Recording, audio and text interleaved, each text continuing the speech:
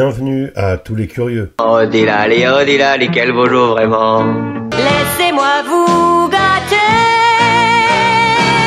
Il fut une époque où la firme Disney était le symbole du divertissement haut de gamme, de dessins animés flamboyants, de héros intemporels. Que faites-vous quand tout va mal? Vous chantez. D'histoires magnifiques et magiques, de rêves, de passion, de dépaysement, de féerie et de bonheur partagé en famille, tout simplement. Jack, explique-lui qu'il n'a pas à s'inquiéter.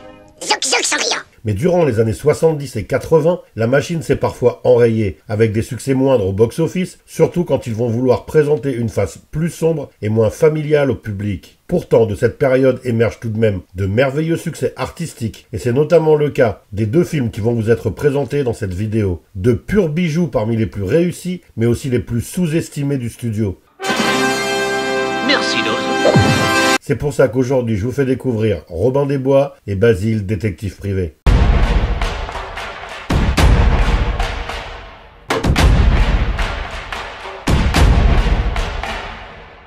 En 1966, Disney perd son fondateur Walt, celui qui était véritablement l'âme de cette firme, mais aussi le garant d'une certaine éthique, d'un certain savoir-faire et d'une certaine identité. Cependant, peu avant son décès, il a le temps de valider un projet sur lequel les équipes travaillent d'arrache-pied depuis de nombreuses années, Robin des Bois. À la base, l'idée phare des équipes de Disney était d'adapter le roman de Renard, un recueil de récits médiévaux datant des XIIe et XIIIe siècles qui narre en vers et en ancien français les tours pendables que fait le goupil Renard, nom propre qui a depuis remplacé le vrai nom de l'animal roux pour l'évoquer. Aux autres animaux du royaume, tous revêtant des caractéristiques anthropomorphes. De nombreux dessins préparatoires sont réalisés, mais l'objectif final, lui, ne se concrétisera jamais. Il est pourtant décidé en interne de réutiliser pléthore d'idées de ce projet pour un tout nouveau long métrage afin de réaliser de substantielles économies.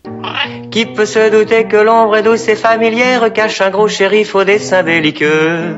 Il faut donc un sujet moyenâgeux et des animaux anthropomorphes en guise de personnages principaux. L'un des héros du Moyen-Âge les plus connus étant Robin des Bois, pourquoi ne pas adapter son histoire, mais dans le monde des animaux? Par ailleurs, cette histoire ayant déjà été contée par Disney en live-action en 1952. L'idée est validée par le directeur des studios et toutes les équipes se mettent au travail. C'est Wolfgang Rettermann qui réalise le film seul, comme ce fut le cas pour Merlin l'Enchanteur, sorti pour Noël 1963. Sucrier, vous êtes bien trop brutal. Vous mettez dire déjà assez fêlé. Dont j'ai déjà parlé dans une vidéo, Le Livre de la Jungle sorti en 1967 et Les Aristochats sorti en 1970. Du côté des scénaristes animateurs, le projet est chapeauté par Ken Anderson, chez Disney depuis 1934 et ayant déjà œuvré sur Blanche-Neige, Pinocchio, Les 101 Dalmatiens et ayant même designé certaines parties du parc Disneyland. C'est également à lui qu'on doit l'animation de Shere Khan dans Le Livre de la Jungle. Au scénario, il est épaulé par Larry Clements, quant à lui dans la firme depuis 1932, avec à son crédit Le Livre de la Jungle et Les Aristochats notamment. Citons aussi Don Griffiths à la direction artistique, qui était déjà dans les équipes ayant produit Cendrillon, Alice au Pays des Merveilles, Peter Pan, La Belle et le Clochard et beaucoup d'autres, ainsi que le grand Don Bluth à l'animation des personnages, et c'est à lui que l'on devra plus tard Brisby et le Secret de Nîmes, Fievel et le Nouveau Monde, Le Petit Dinosaure et la Vallée aux Merveilles, et Anastasia pour ne citer que cela. Pour économiser du temps et de l'argent, les animateurs réutilisent certains de leurs travaux pour d'anciens personnages, comme l'ours Balou du Livre de la Jungle qui devient ici Petit Jean, le complice de Robin, également un ours sympathique. C'est d'ailleurs l'excellent Phil Harris qui prête sa voix aux deux personnages.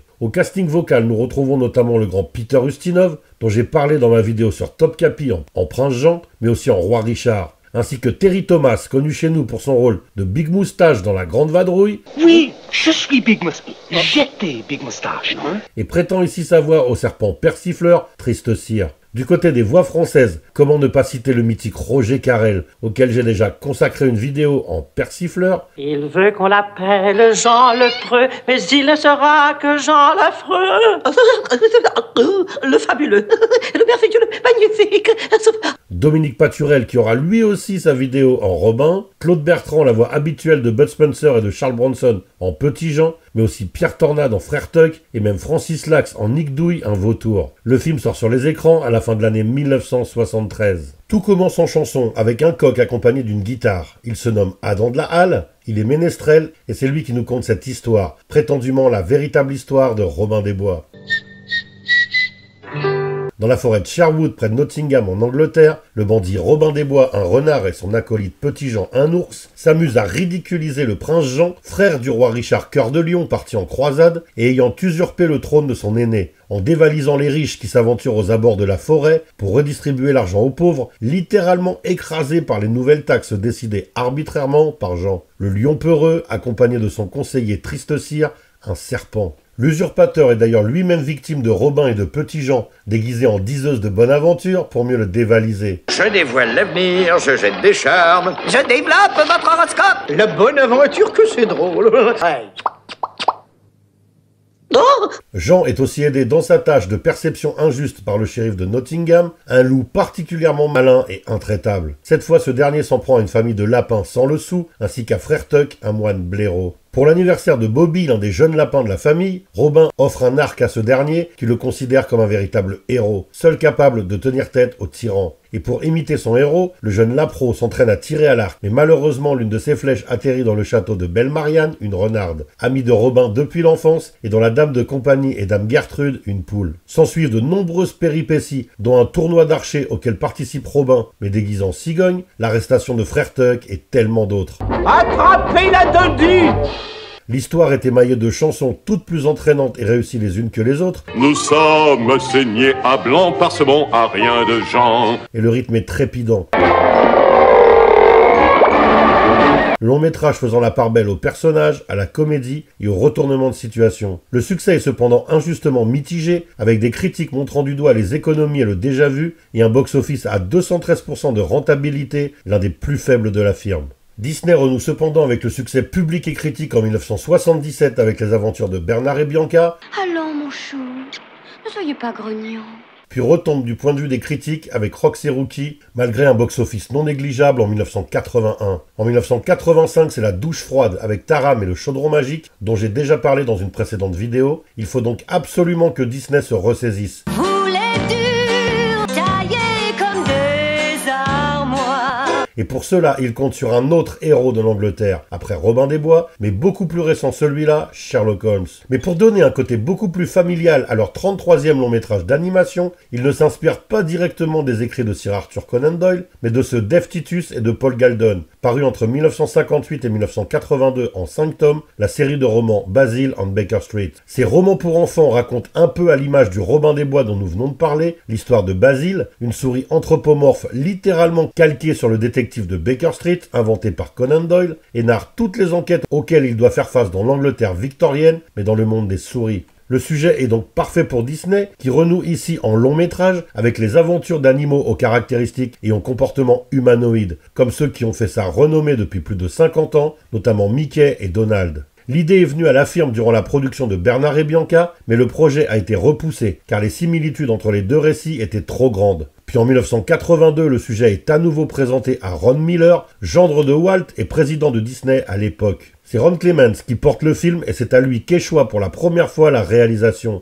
Il sera secondé par John Musker, tous deux réalisant par la suite La Petite Sirène et Aladdin notamment, participant ainsi au renouveau créatif et au début d'un nouvel âge d'or pour Disney en termes de succès critique et public. Ils seront aidés dans leur tâche par Bernie Mattinson, animateur sur Robin des Bois et futur scénariste de La Belle et la Bête, Aladdin, Le Roi Lion et Pocahontas entre autres, et David Michner, auparavant co-scénariste sur Robin des Bois, Bernard et Bianca et Rox et Rookie. Les quatre compères s'occupant bien évidemment du scénario, accompagnés en cela par Vance Gehry, déjà également au scénario du Livre de la Jungle et des Aristochats entre autres, et de Peter Young, décorateur d'exception qui a obtenu 2 Oscars pour son travail sur Batman et Sleepy Hollow, 2 films de Tim Burton. La musique est signée Henry Mancini, compositeur de La Panthère Rose,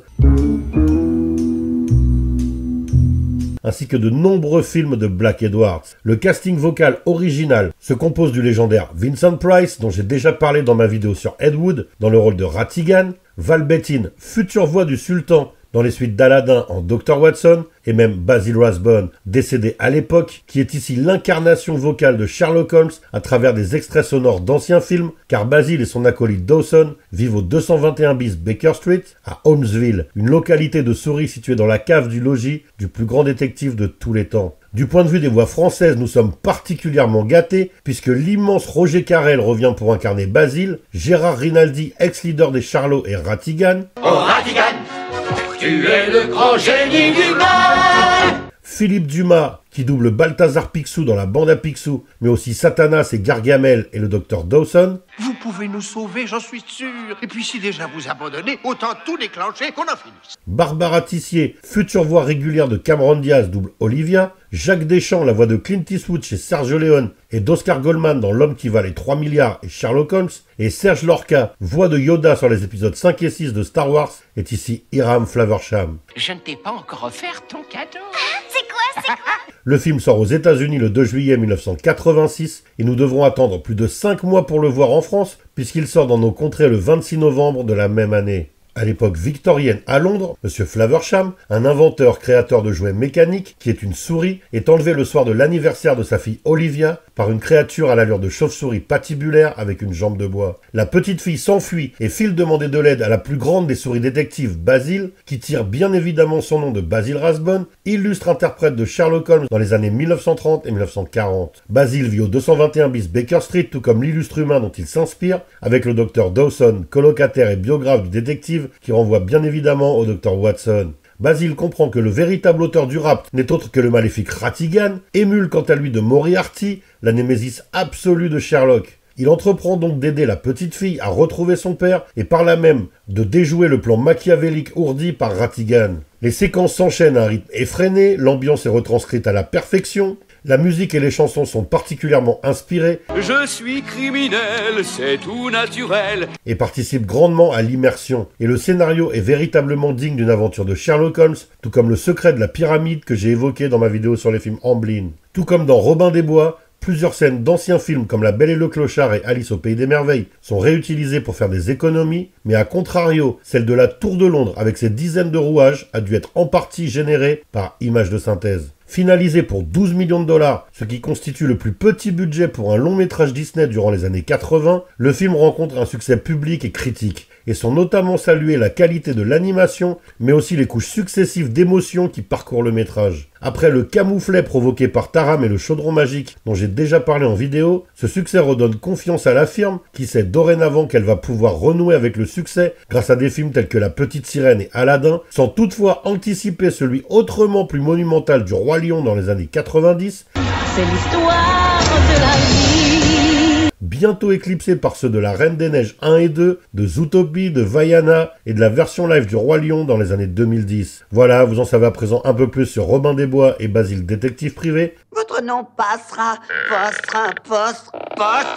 à la postérité, naturellement. Ah oui, je le savais. N'hésitez pas à liker si vous avez aimé, à laisser des commentaires, à partager et à vous abonner pour soutenir la chaîne. À bientôt pour une nouvelle découverte, soyez curieux.